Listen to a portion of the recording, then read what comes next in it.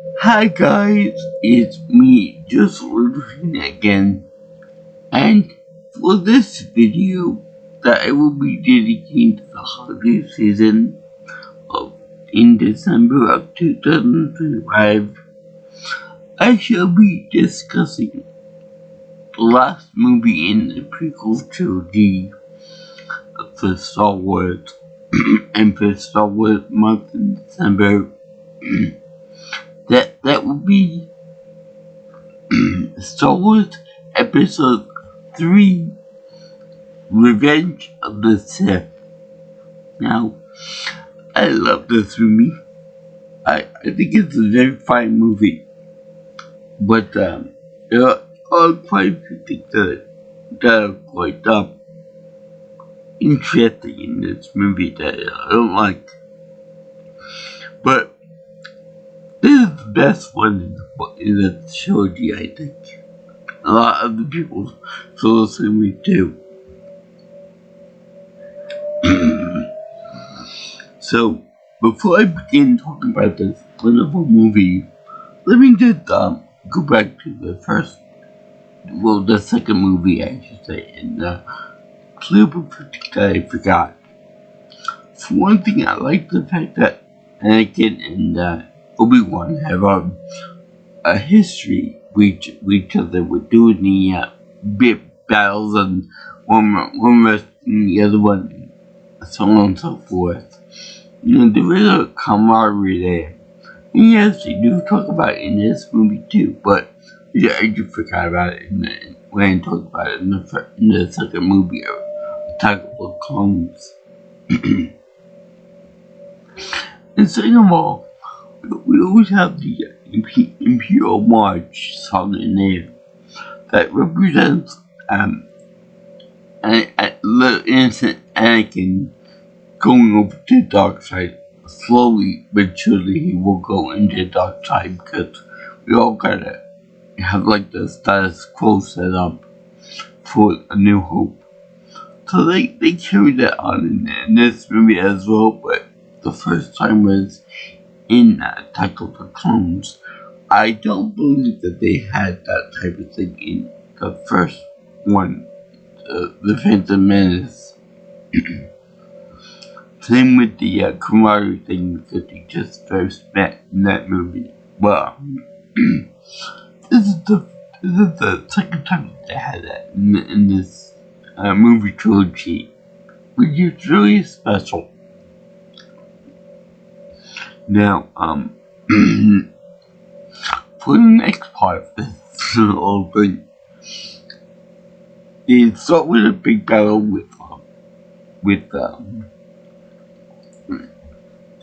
Obi-Wan and Anakin. Now, swung long hair like a lion's mane, and they're going for a hunt for General Grievous, which is hands down one of the best characters in the entire Star Wars saga.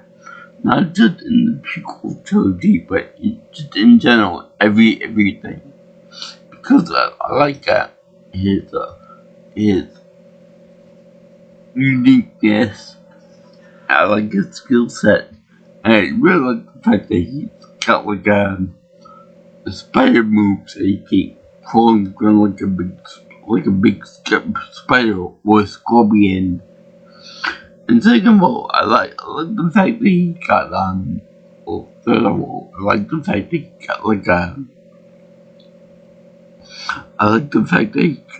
got history of besting Jedi in combat.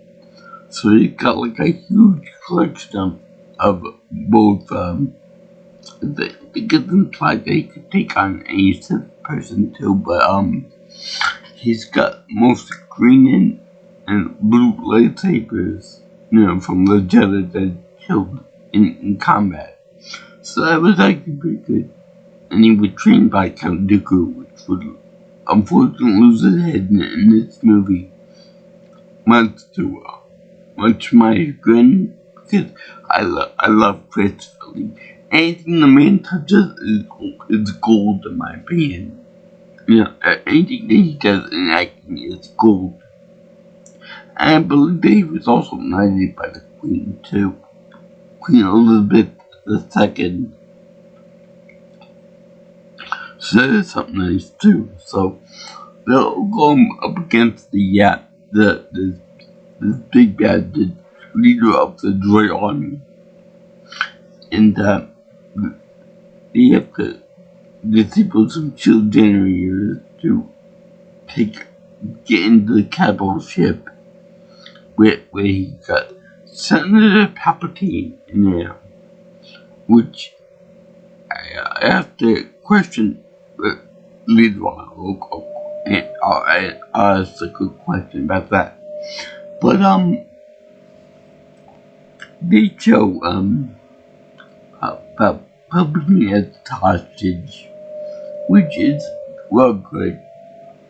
But then he also this badass guy, Senator Grievous, he got a bad cough, which he that if they went through all the trouble making him into a cyborg, which would really play into the whole Darth Vader cyborg thing, they would do something to clear that up, like asthma or medication or cough drops, for example. But no, he stole the cough a biological component, which is weird because you'd think that in a droid like that, you'd think his brain would be the most valuable portion of his being, but no, they put it like they do. Kind of like a RoboCop, where he's much more agile than RoboCop is. Until later on when you get to the Battle of Hopper, which I'll get into later on. So, yeah. So they have to fight their way across many droids and such. And it's kind of weird because the battle scene is like really awesome and very spectacular. I like the little NB droids that come on to Obi-Wan's ship and destroy the little droid there, R4. And for some reason they don't kill R2-D2. Probably because he got be carried over to the next episode, if you will, in the movie series, along with C-3PO, but still, a little bit of conflict would be nice. Also, for the same matter, they showed that R2-D2 actually burns up a few big battle droids, which would question why droids would be affected by fire in the first place. I mean, if they can survive in space, that's fine. They kill only with lightsaber shots and lightsaber slashes, and I don't think fire will be no big deal for them. But they crumble faster than the Martian Manhunter when that happens. Anyway, we also have R2-D2 being able to go upstairs and hovering or flying, and I have no problem with that, even though it was in the original trilogy. I like to think that when he did that in this movie, he just ran out of fuel to do it again, and they never refilled him. A simple end of story. So they have Obi-Wan and Anakin trying to get to the Senator Palpatine, and this is the major problem with it so far that I found it, that they take out they try to get Grievous, but then they fail. He gets up into a hole in the windshield. So okay, so that's fine. Even though he got organic lungs, which I think that they would be able to survive in space or whatever. That's it doesn't really matter. It's a movie. You got love for some liberties. So anyway, I really like the fact the ones that protect Grievous, the honor guards, I guess, have staffs with that look a lot like the Spear of Destiny in God of War, in God of War 2, actually. So that's really something.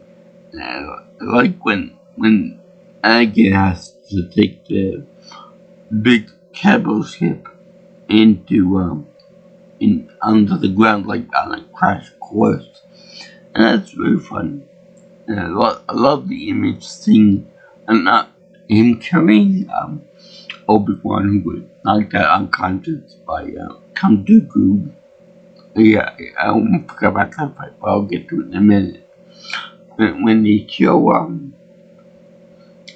Palpatine make different ring around, going on a vertical type ship, and then slipping, falling.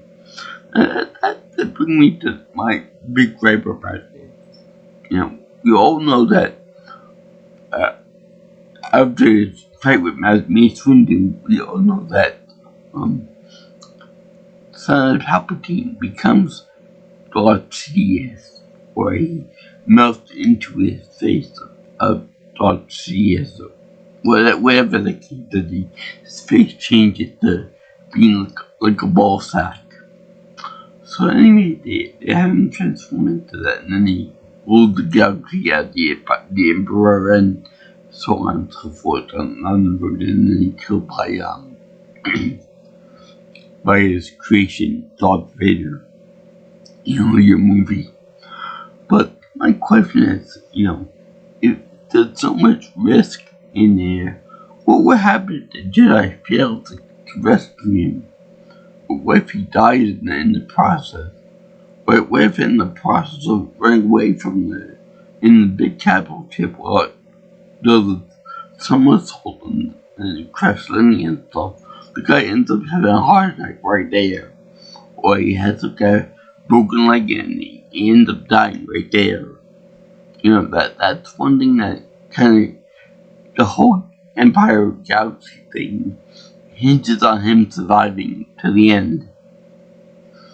Well, along with all the other main characters, like Yoda, Obi-Wan Kenobi, Anakin Skywalker, which would become Darth Vader, the two babies, Luke and Leia, and then Padme has to die because she's not in the original trilogy show. She's gotta be exiled along with all the race types too. I would find it very interesting if when during the big epic fight scene in the movie where Obi-Wan fights with Anakin Skywalker or Darth Vader, and he's beating him up through and all that.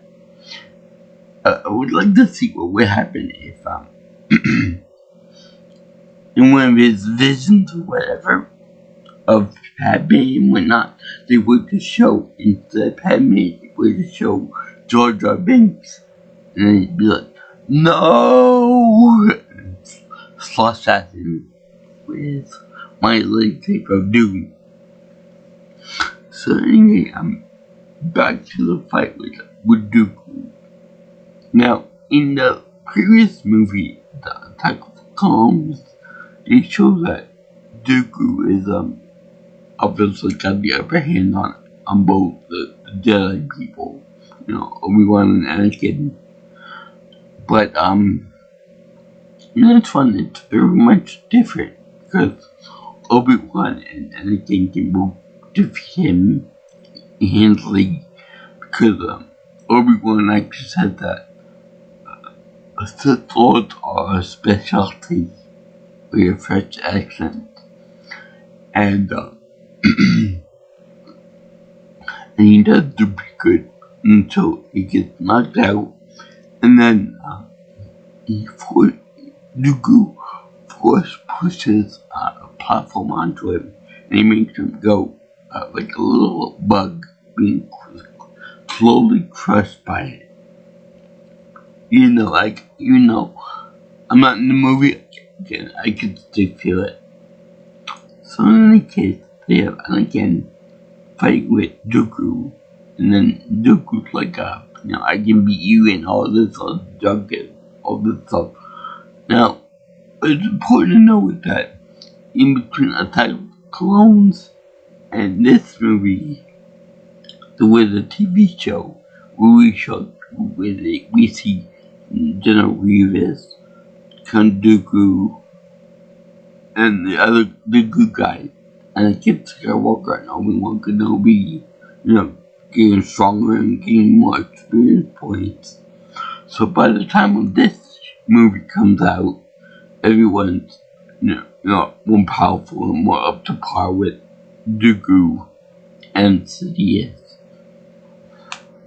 And I think the name of the show is The Clone Wars.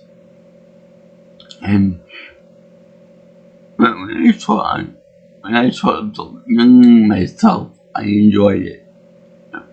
Legendary animation by Gendy Tartakovsky, which unfortunately I missed when we went to the Comic-Con New York City. But in any case,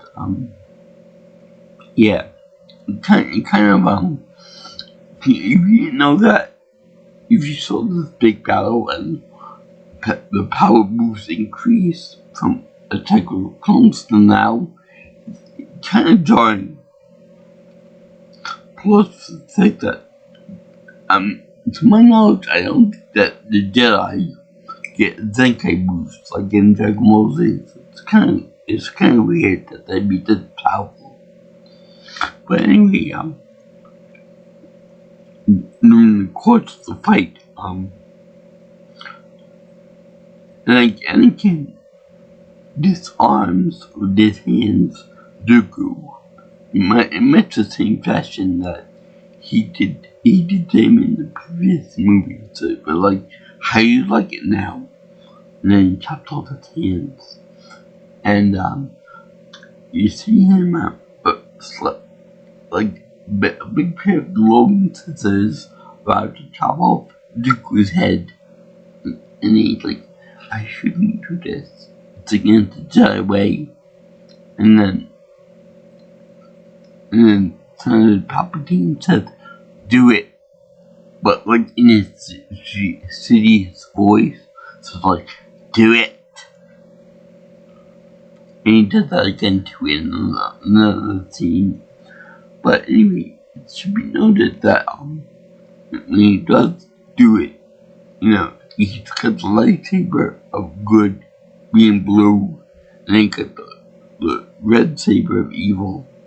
So it's kind of funny that he's kind of like warring the edge of good and evil at this point. Whereas in the first one, in the second movie, he has two good lightsabers. But in any case,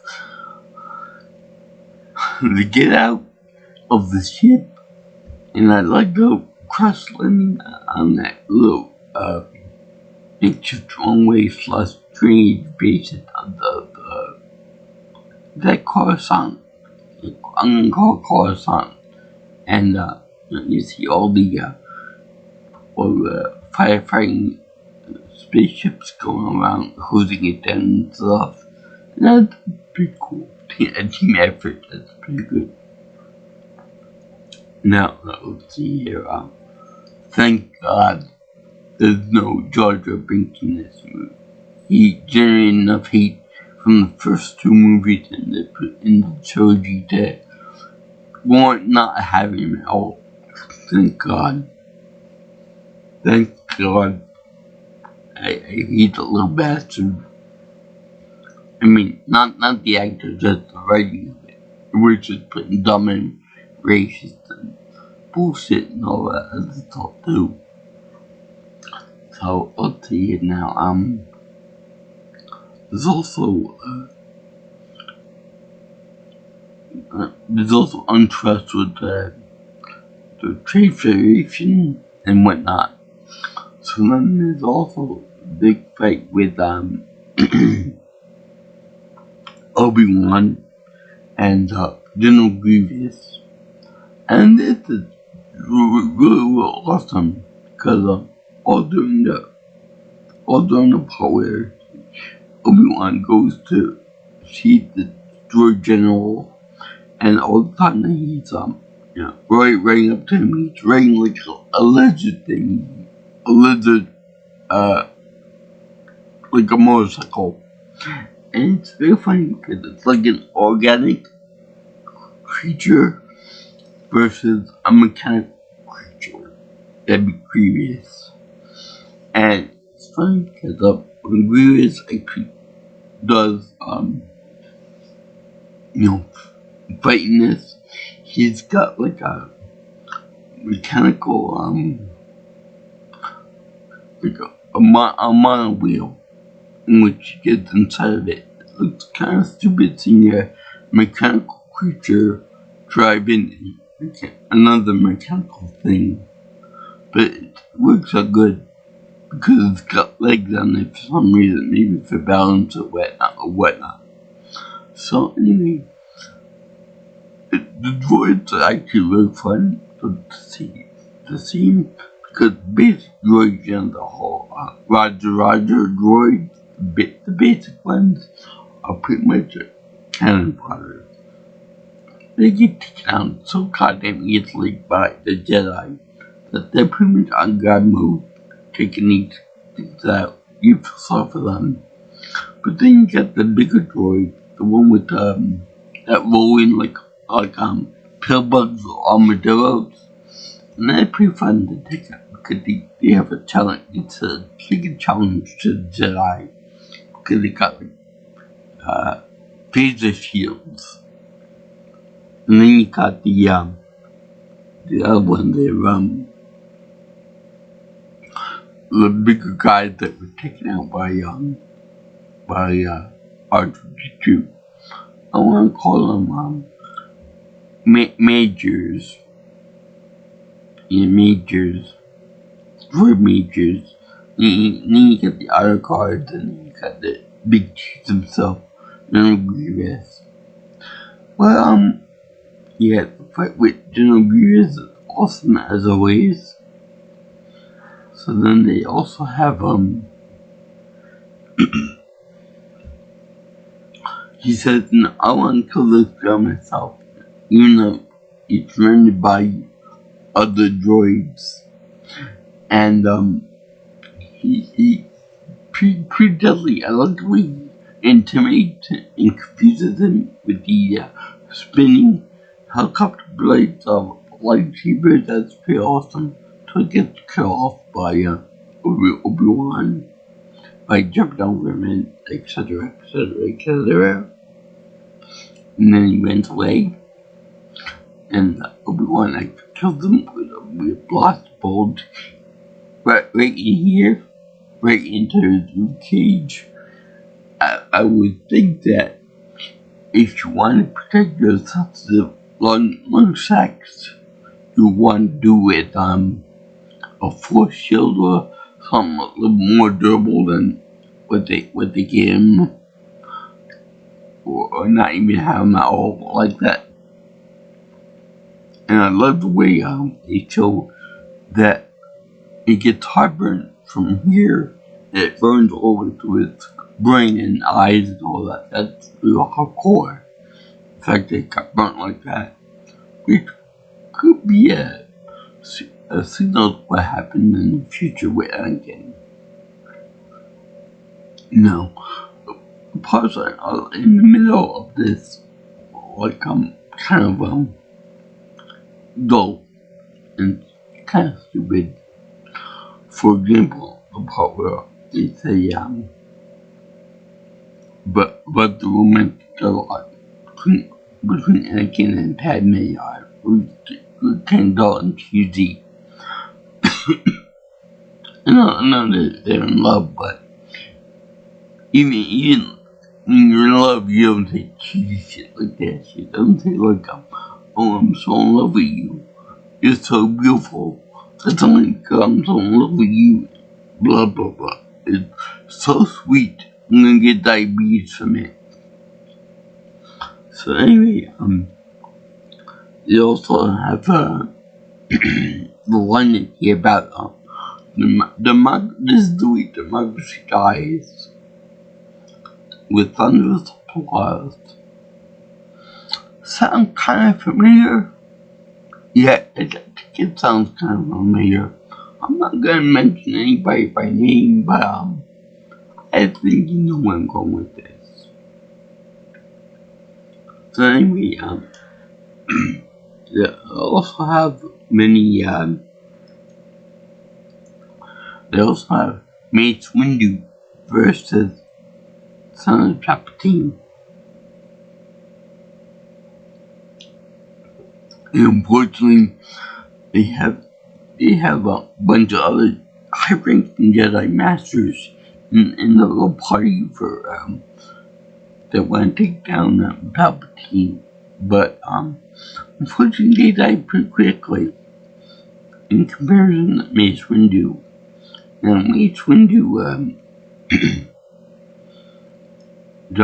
now they have Kit Fisto in it too, and he dies pretty quickly too, which is really, really a shame because you would think that they would put more of a fight being their masters and whatnot of the Force and all that stuff, with years of training and experience. I think they put more of a fight in that. But whatever, they gotta make the Jedi almost extinct at this point, so they gotta do that. And let's see, well, so they also have this thing about that the Senator reveals that he draws fears to Anakin, but that he gotta protect them. He can teach him how to prevent people from dying, which is a takeaway from the second movie when his mommy dies, and then he doesn't want the same thing to happen in Padme, even though he himself is the cause of her death later on. And it's all given away in the upper scene where Palpatine tells Anakin, that he's got the power to protect life and all this stuff. Kind of like in the Fifth Element, where we gotta protect life. So anyway,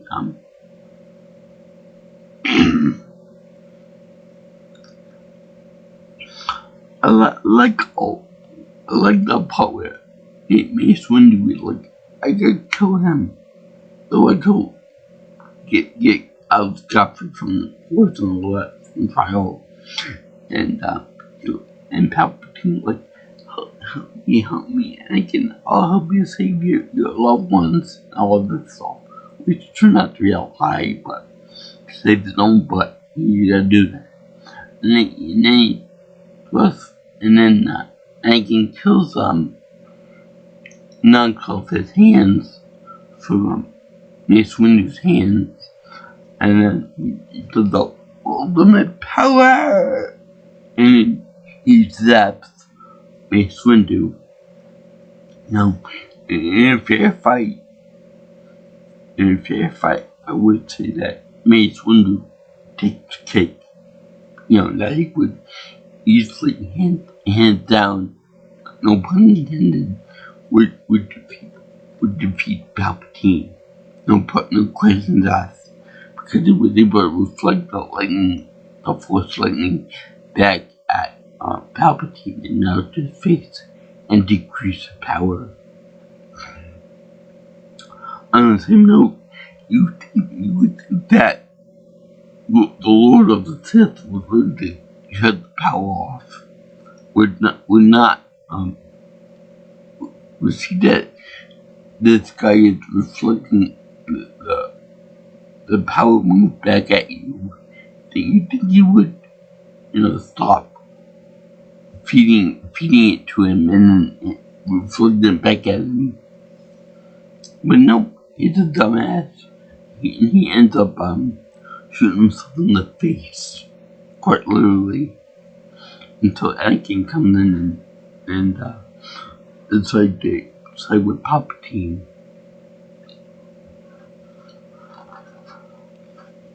Now, while this is happening,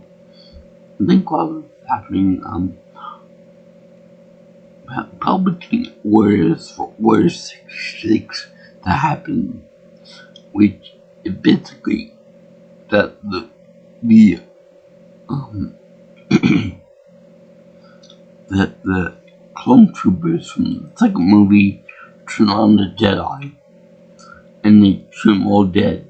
Well, not most dead, all dead. So they kill a bunch of Jedi, which I have no names for, including a very sexy blue girl. And they get named Kate Mundi, one of the guys with the Majin Buu head. And my only question is, if these stormtroopers are notoriously bad with their shots in the original trilogy, how is it that they got such dead eyes for this one? How can they make pinpoint accurate shots? The only thing I got for that is that during the course of the original trilogy, it's like 10 years after. No, it's more like 20 years after the effects of the first movie of Revenge of the Sith. So by that time they got older, they got retired and blah blah blah. So the shots are crap. And see here now, cut that. And then Commander Cody, which I didn't know when I made the first review of this movie, is actually the guy who like the big cheese directly under Obi-Wan's command wherever he is after the battle with Grievous. So he ends up having a good conversation with Cody, and then right after he leaves, climbing a wall with that lizard thingy that goes, anyway, he ends up turning on General Kenobi, and then the thing ends up blasting away with a big tank gun, and he ends up making Kenobi and that lizard thing go into the water, which is really sad. R.I.P. to that lizard thingy. So anyway, that was my favorite biological vehicle versus a more mechanical Grievous. Much like Sonic the Hedgehog versus Robotnik, Crash Bandicoot versus Cortex, etc. And let's see what else is there. Like that thing.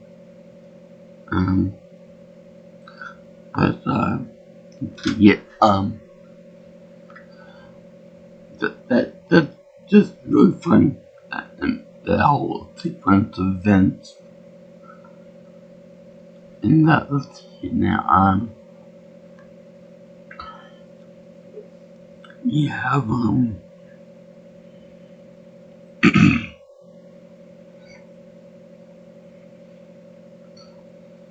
yeah, they also have the Dead Star plans, and then we're going to construction of it from last episode 2.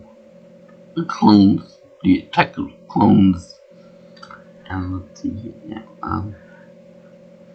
So at this point in the story, all the people are dying, all the Jedi are dying, except Yoda and Obi-Wan Kenobi, and that's about it. So, it's funny because I didn't even get to the part about the Wookiees yet. They have Yoda with the Wookiees, with Chewbacca, and all that, and it is glorious to see the planet Sheik. And I like the drone army when they fight with the drone army. Is the little tank thing come out of the water look a lot like stair steppers from behind from the gym. And I like the way the Wookiees take explosives and put them on the side of it like that, the sticky bombs, and then they blow up. Unfortunately, I think the fuse may be a little bit late, a little bit too short, because whenever the Wookiee does that, it's very close to being incinerated too, along with the machinery. And speaking of machinery, they also have the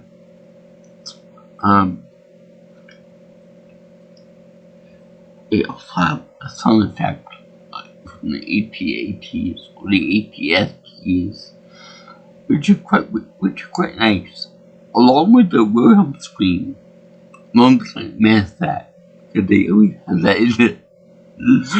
It's like a tradition that they have to have that noise in the movie. That's a way we can famous Wilhelm scream. So in any case, Yoda is still on the Wookiee planet, and the thing is that he can detect all the Jedi dying across the galaxy for some reason. He can detect them dying, but he can't detect that Senator Palpatine is the true bad guy of the movie, the series. Next to George Lucas. So anyway, they show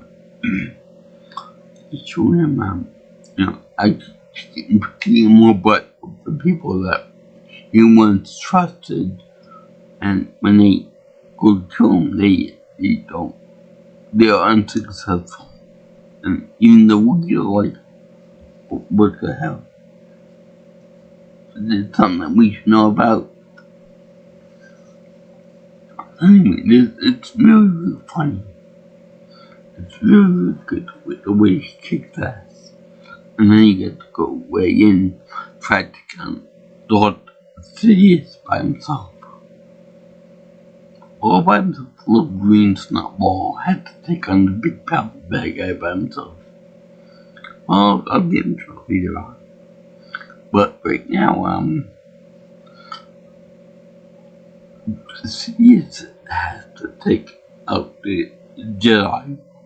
So what did you did Order 66 to take the adults in the group, but then for the younglings or the little kids, Jedi, he sends his new lapdog to take care of them.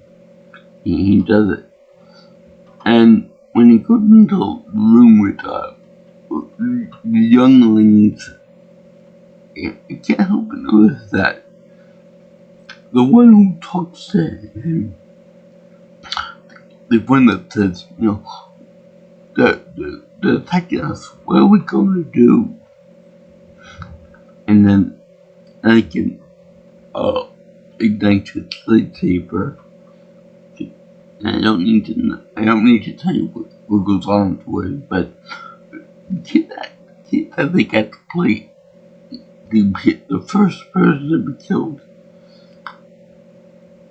I don't know if that's on purpose or whatever, but he looks an awful lot like Jake Lloyd from the very first movie in the prequel trilogy.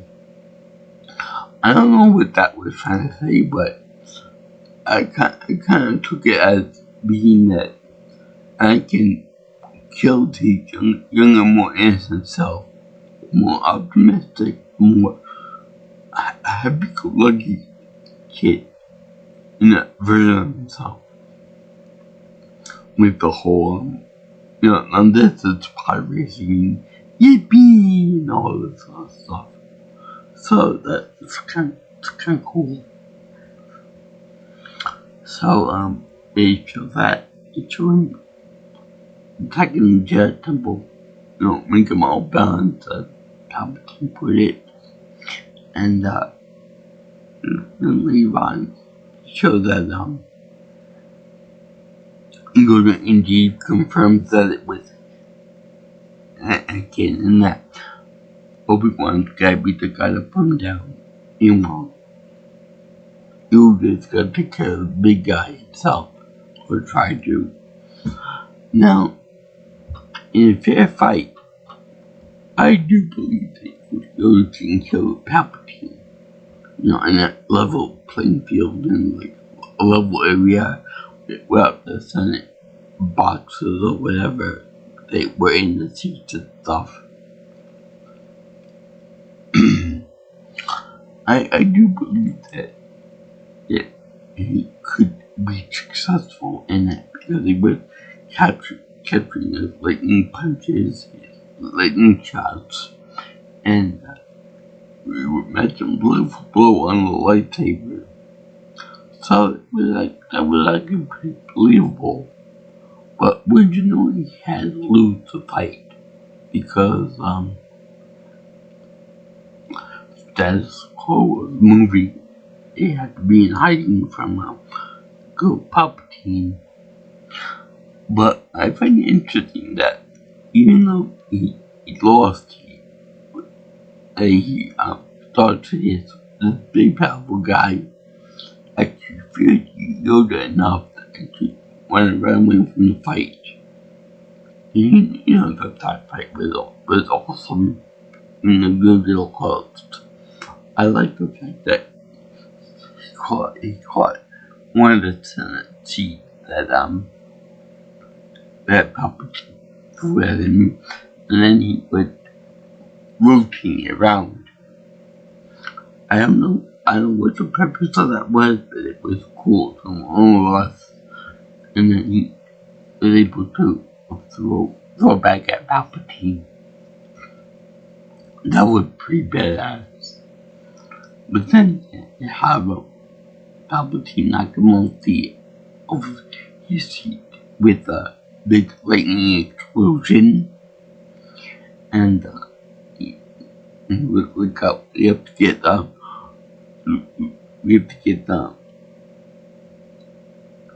Jimmy Organa, played by Jimmy Smith. I don't know what his name is, but he had to rescue Yoda if they called to safety, and Palpatine was to power again. Now it's important to note that he was voted in by the Galactic Republic to become Emperor, like a certain somebody that we know of. But I'm not gonna mention the name. But anyway, the fight was awesome. Like I said, the whole thing was awesome, and in the middle of it, they have to show the epic, grandiose opera music, the Duel of Fates, because it's called and that kind of thing. So it's very funny, it's very good, it's very high energy. But then when they showed that Anakin meets up with Padme, she ends up getting force choked almost to death by him in his anger and his bad temper and distrust of Padme with Obi-Wan Kenobi. We're just friends. That's all there is to it. They're just friends. But he choked her out. Now, I know that Dorothy made a joke about that, saying that when Lord Vader choked out that get lieutenant or something in episode 4 that he got off on it. Like he had like a erection this big and all that from choking. I was just thinking to myself, what would it be like if Padme enjoyed that so much too? It wouldn't be seen as a bad thing. If she choked her nearly to death and she got her leg rocked off on it. That would have been funny, but it would have been a very different movie if that were the case. So anyway, she almost dies. It's bad because she's about to pop anyway from the twins in her belly. And he sent the Mustafar to kill the racist stereotype that we know of as the Trade Federation. Aliens, Nukem Royal, I forgot who else it was. But I'm glad they died, even though they were begging for mercy and reason from Anakin. But the next part of the movie is almost 20 minutes worth of pure Jedi on Jedi violence, delight. Because they had Anakin over there fighting with Obi-Wan. And Anakin was very powerful. Possibly more powerful than Obi-Wan. And he was angry, bitter, he was arrogant, he was every ounce of teen angst put together, but it came to boiling point ahead. And it was, he was arrogant, he was feisty, he wanted to prove himself by killing Obi-Wan. And he wanted to rule the galaxy, and he wanted to take over and stuff. So that was like really fun to see that. I especially love the force push thing they were doing. They're doing the pushing, to which I think that they were pushing each other so much with that one move. I almost think I thought Obi-Wan was actually a little bit weaker. He could just move a little bit before he came up with a sword slash. And then from the sword slash, it ruined the controls that were to control the force field that were to control the lava flow, so it became more unstable as time went on, which was really, really nice effect. But they also had the part where was clung on the tower in the lava river. And it was just so awesome because these two people wanted to kill each other so bad they would risk their own lives to do it. And it was like really amazing to see all the choreography, because you could see that Hayden Christensen and Ewan McGregor, they worked a little bit off making every sword swing look legitimate. And same with Ian McDermott and everything else too. It was really, really something special with those actors. So I also like the part where he said, "I got the high ground. Don't even think about it." As if you're trying to say, I know that this is very tempting because you're brash, but you can't be so impetuous. You can't be so like thoughtful. You can't be so confident. You can't be so stubborn about certain things. You gotta listen to people.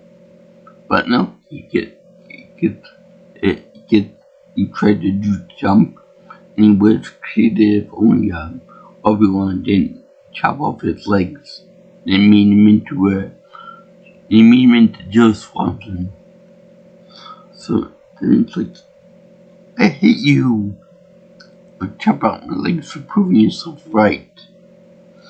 And but if he did that to you, and if he did all this to you, you know, by saying I hate you, it's kind of like a schoolyard taunt. Like, I hate you, you're a poopy head, you're a fuzzbuster, you're this or that. So I would think that there'd be a lot more serious thing to call him than I hate you. Like, you're a nerfer or something like that. So anyway, yeah, me Kentucky Fried Anakin at that point from lava destroying every part of his body. And they have Palpatine coming over and rescuing him to later become Darth Vader. Now, even though this scene is only like 5 seconds long, I actually really like the political procedures of Anakin being put into his suit and putting the helmet on his lifelong imprisonment for his brashness, stubbornness, and anger toward the Jedi and toward Obi-Wan in particular. And yeah, by the time in episode 6, when he's unleashed again after he's mortally wounded by Lord Palpatine, he seems a lot calmer and a lot more experienced, a lot more grateful for a second chance and all that. Whereas in this movie, he's angry, he's brash, he thinks he knows everything. He's Palpatine played his mind game to him and convinced him that the Emperor was right and everything. So it turns out that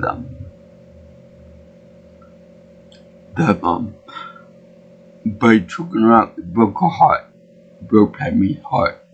So it shows that she's medically dying, which is not really a thing in real life. You can't die of a broken heart. It might seem like that, but you can't actually die of a broken heart. So that's something interesting. So then she ends up giving birth to Luke and Leia, and they both go to different parts of the galaxy.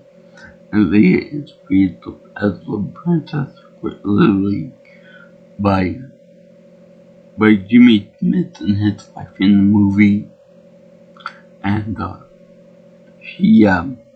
and Luke goes with two farmers from two moisture farmers on the boat,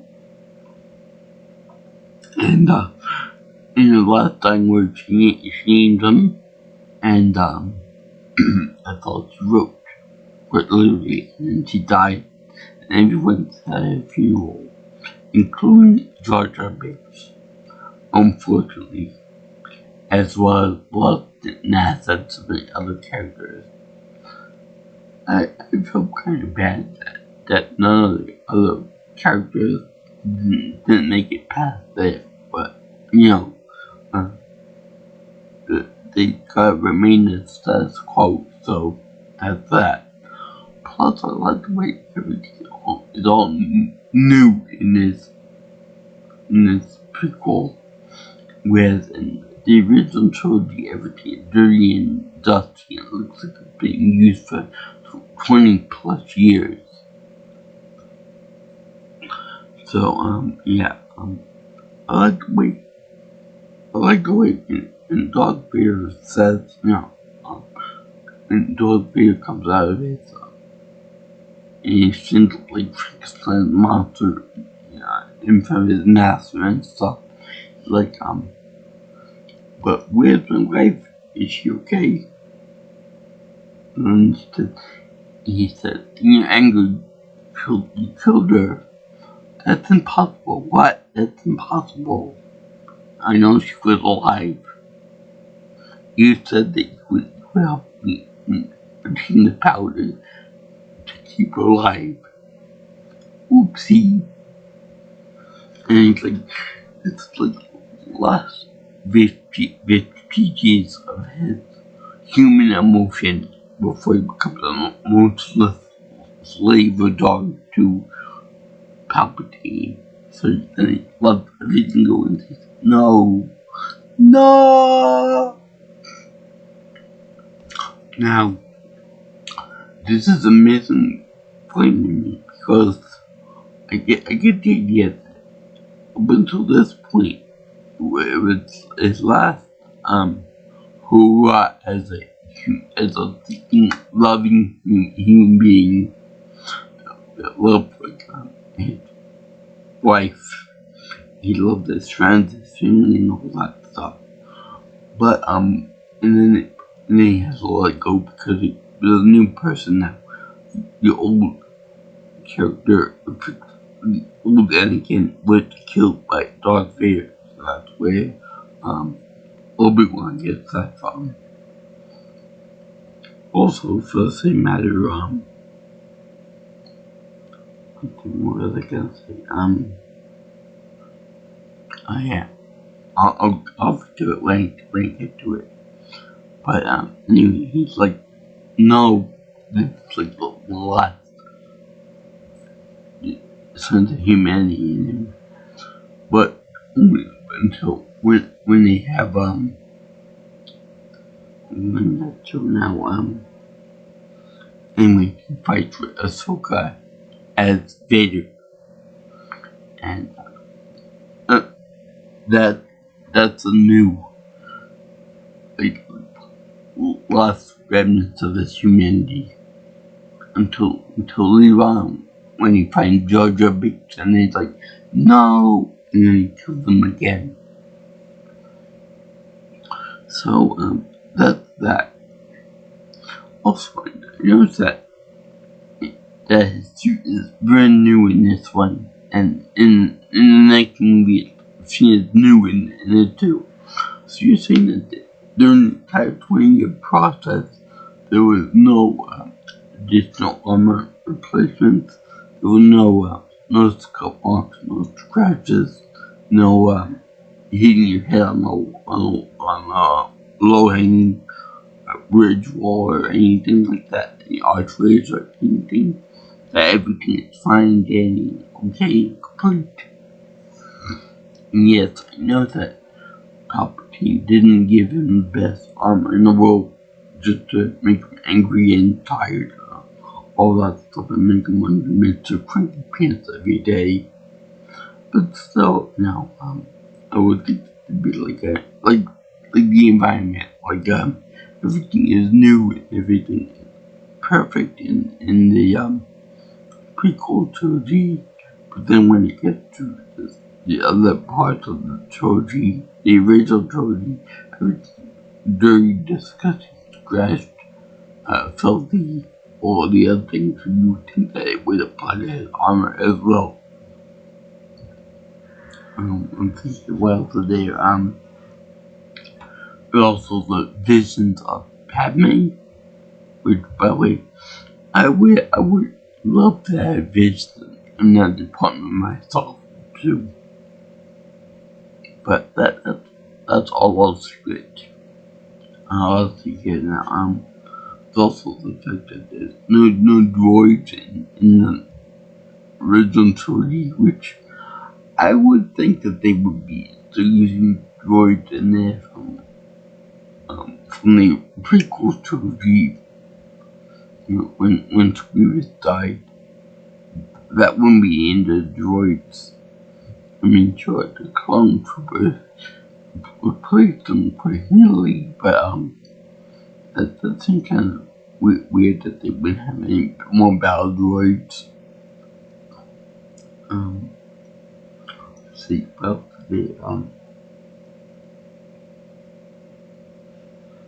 Yeah, I like this movie. If he's into the next bit of episode 4 quite nicely. And then we got Rogue One, the Star Wars story, and we got Solo, a Star Wars story too. And everything was very well done in this one. I'm actually quite interested in this movie. So I thank you for watching my video on Star Wars Episode 3, Revenge of the Sith. Also should be noted that Revenge was the original title for Revenge of the Jedi, but because Lucas said no, that's not the way of the Jedi. It should be more for a Sith thing because revenge is more evil. So he said to make it Revenge of the Sith for this movie. Which again is another play on Return of the Jedi too. So yeah, I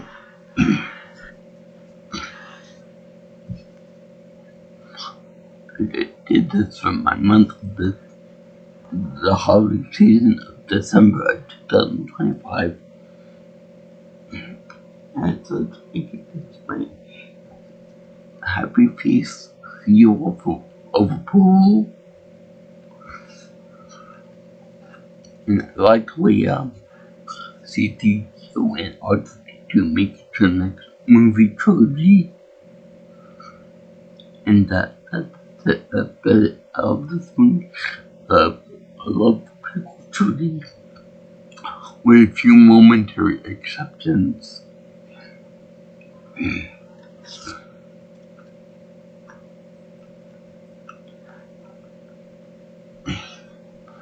And I just enjoy all the Star Wars stuff. And that was it. If you like what you see here, want to see more of my videos and such, you like, comment, share, and subscribe to my channel. You can also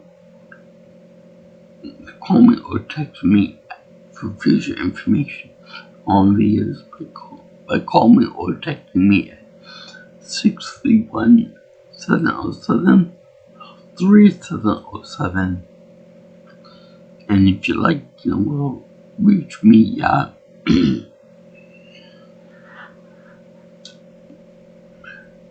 can also follow me on Twitter or X at PNelsonPro.